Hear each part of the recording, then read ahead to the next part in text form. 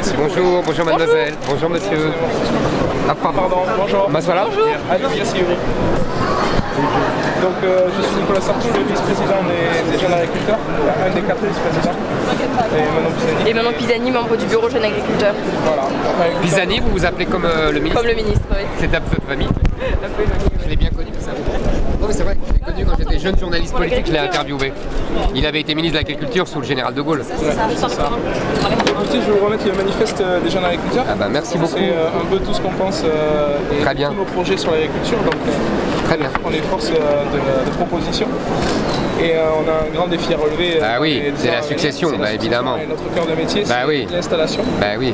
Donc, je sais pas, qu'est-ce que vous pouvez dire, écoutez, moi j'ai proposé, je sais pas si vous avez vu mon programme, j'ai proposé plusieurs choses. J'ai proposé d'abord, dans un cadre général, d'exonérer de droits de transmission les entreprises familiales. Donc déjà ça concerne quand même pas mal d'agriculteurs qui peuvent donner leur propriété. Et deuxièmement, je propose d'aider, de doubler la dotation jeunes agriculteurs et d'aider pour les prêts, vous voyez, pour les prêts bancaires, etc. Alors, nous, si je peux me permettre, mais je vous en prie. on a aussi pas mal d'agriculteurs qui vont s'installer hors cadre familial. Comment on fait pour aider ces jeunes-là? Donc nous par exemple, on va vous proposer une solution. Oui. On a mis en place avec tout le réseau des syndicats une sorte ça s'appelle le DEP, c'est la dotation épargne de précaution.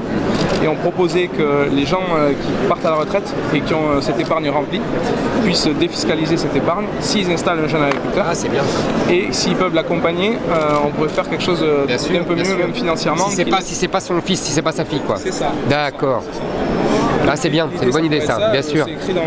D'accord, très bien, très bonne idée. Et j'ai vu d'ailleurs, j'étais tout à l'heure, j'ai visité des lycées agricoles, etc.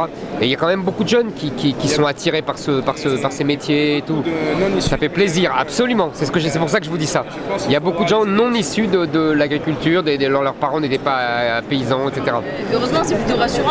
Bah oui, oui, évidemment.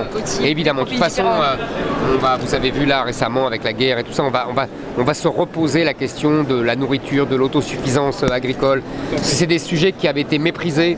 On croyait en être sortis et en fait ça va revenir à l'ordre du jour et on aura besoin d'agriculteurs, de paysans comme vraiment, ça va être indispensable. On a commencé un gros travail sur la promotion du métier, que ce soit sur le métier d'agriculteur en lui-même et le métier de tout ce qui tourne le para-agricole, et notamment aussi des bras pour la terre. Donc je sais pas, qu'est-ce que vous avez... Enfin, on a commencé ce travail-là avec ce gouvernement. On aimerait que ce travail-là soit pérennisé. Vous avez raison.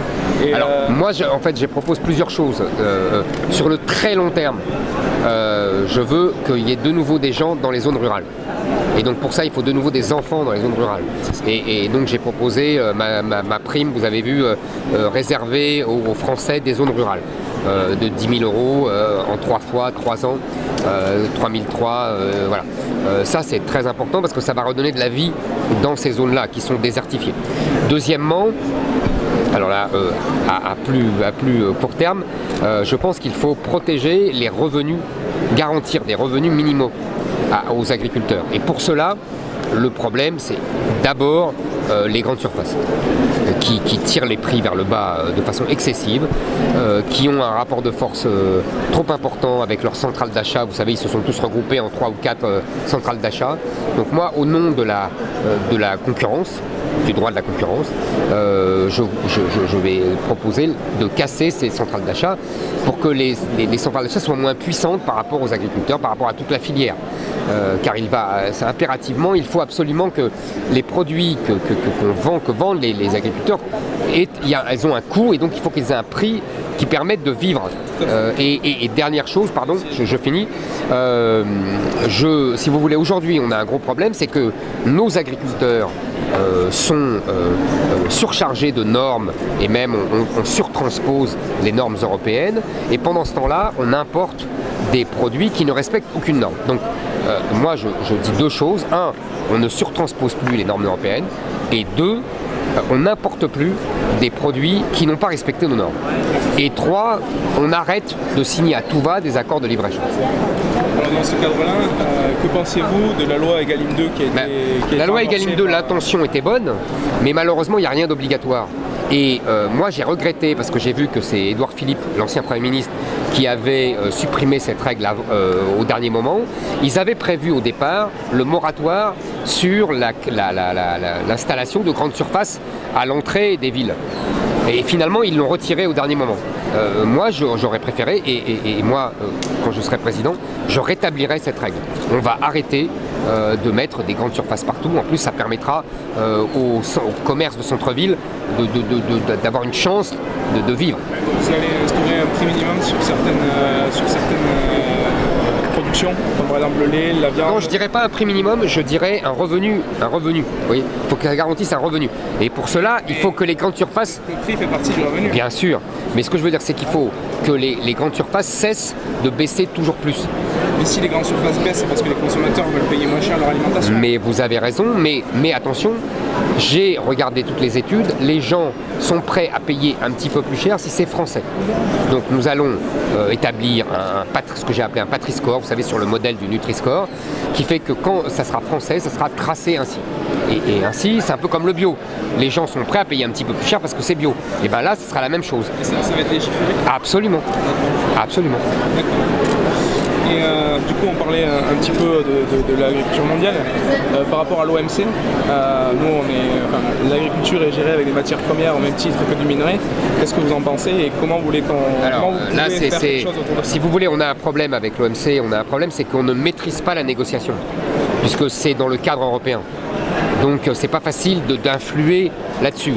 Moi je préfère prendre des mesures, comme je vous ai dit, nationales, pour dire voilà, là il y a des limites, on n'importe pas des produits qui n'ont pas respecté nos normes. Plutôt que de vous dire ah mais je vais tout changer à l'OMC. Vous savez, à l'OMC il y a je sais pas combien de pays, et c'est pas vrai, on n'a pas la main sur l'OMC parce que c'est la Commission européenne qui a pris en main les négociations. Et donc pour changer ça, ça va prendre des années, donc c'est pas la peine. Donc il vaut mieux être le plus efficace possible et le plus réaliste possible. En tout cas, arrêter de signer les accords de libre-échange, les nouveaux accords de libre-échange qui sont en négociation. Là, on ne signera pas, parce que ça se fait toujours au détriment des agriculteurs. Aujourd'hui, on a une PAC qui nous impose de produire de plus en plus vert. Qu'est-ce que vous pensez de cette PAC? Moi, je pense que vous parlez de la Fork to Farm ou vous parlez du Green Deal. Parce qu'il y a deux choses. Il y a le fait que je trouve absolument ridicule et comme d'habitude, la Commission va se retrouver en porte-à-faux avec l'évolution du monde. C'est qu'ils veulent réduire les surfaces cultivables de 10%, et au moment même où, à cause de la guerre entre l'Ukraine et la Russie, on va être privé de, je crois, 30% des blés mondiaux. Donc il va falloir bien les produire en France, entre autres. Et là, toutes les injonctions de la Commission vont se trouver complètement en porte-à-faux, mais c'est toujours la même chose. De toute façon, ils ont le don à la Commission d'être en décalage par rapport à l'évolution du monde. C'est pour l'industrie, pour l'immigration. À chaque fois, ils sont complètement à côté de la plaque. On a l'habitude. Vous êtes président, qu'est-ce qu'on fait? On va à l'encontre de la Commission? Ah, mais moi, je pense qu'il faut... Alors, moi, je vais vous dire. Moi, je m'oppose à la Commission sur un sujet. Je reprends ma souveraineté, c'est sur l'immigration. Ça, c'est le sujet majeur parce qu'il en va de la survie de la France. Et donc ça, je ne négocierai rien. En revanche, pour les autres sujets, je ne vais pas arriver comme ça et faire des conflits pour faire des conflits. Je ferai des propositions, en particulier là-dessus. Je vous dis, il va y avoir une évolution. Il va y avoir une évolution obligée. Vous savez, je dis souvent cela, tout ce que fait la Commission européenne depuis des années, ce qu'elle fait de mieux, c'est supprimer les règles qu'elle a édictées pour pouvoir les contourner. Elle fait ça dans l'industrie, on fait ça dans la monnaie. La Banque Centrale Européenne ne respecte absolument pas les traités, on ne respecte pas les conditions de Maastricht, vous savez, pour le déficit budgétaire, on ne respecte pas. Donc pour l'agriculture, vous allez voir qu'on va faire la même chose. C'est-à-dire qu'on va finir par ne plus respecter les règles édictées par la Commission parce que ça sera désuet, ça sera complètement suranné. Je crois que vous avez... Ah là, on me tape sur l'épaule, c'est bon. Je vous propose, si vous êtes d'accord avec les 5 principes que vous avez cités sur votre charte, vous avez là très détaillé. Bon, alors je vais regarder ça. De remplir, soit le signer, soit laisser D'accord. un petit mot si vous pouvez. Alors, là, on finit. Alors, merci beaucoup. Merci à vous, merci de votre gentillesse. Il y a Olivier en a un. Merci à vous. C'est bon, c'est bon, ils ont pris. Et alors, on n'a pas le droit.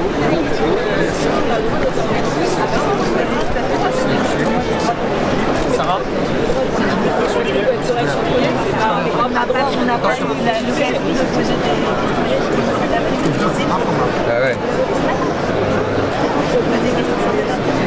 Je suis pas la seule. Ah ouais. Ils sont intéressés, mais ils ont la petite cause de maths.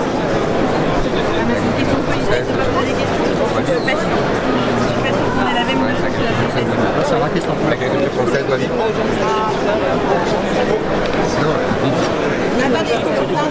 Non, juste ça. Ah bah si, pardon. C'est pas une question de sécurité, il faut rester là bien sûr.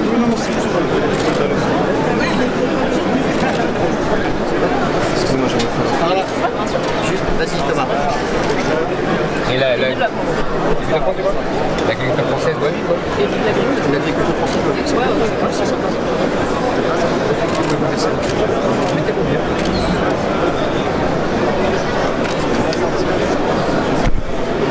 On part par où, Garen? Allez, par là. Petite signature. On fait la vidéo d'1 minute rapidement quoi. On est proposé de faire une vidéo d'1 minute. On propose à chaque candidat. C'est la question, c'est quoi la question? La question c'est en tant que président de la République, quelle sera votre mesure phare pour aider les jeunes agriculteurs?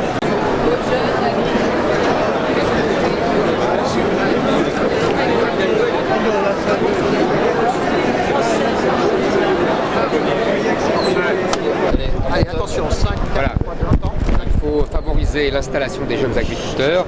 Je doublerai la dotation de jeunes agriculteurs et j'exonère de droits de transmission la transmission des entreprises familiales à leurs enfants. Voilà. c'est bon. Merci à vous. Allez, go.